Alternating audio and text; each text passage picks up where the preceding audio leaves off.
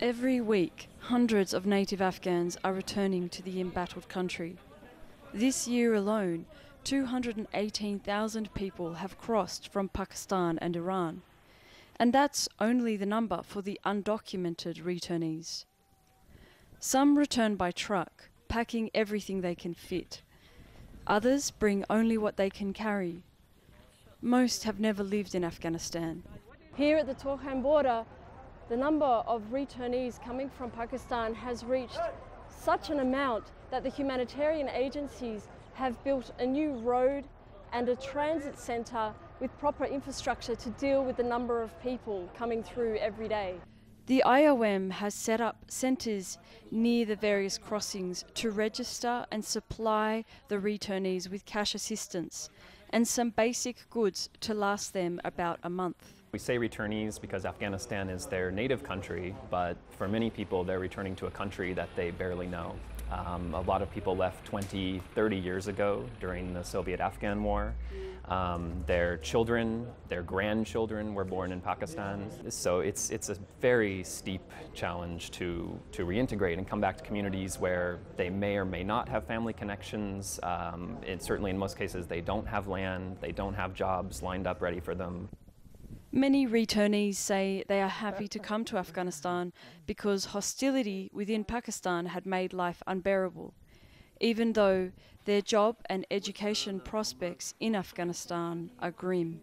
They were behaving badly with Afghans. Every now and then they were taking people to jail and harassing them. They were taking money. They were also taking small children as well. Our conditions were getting worse, so we were kind of forced, and we decided to come to this country, whether that's good or bad. The Afghan government is working with humanitarian agencies to address basic needs. But a long-term solution for this massive spike in population is a long way off. We had around 1 million returnees in 2016.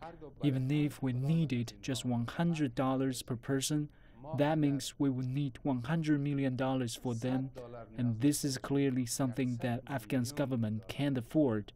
It will be too difficult.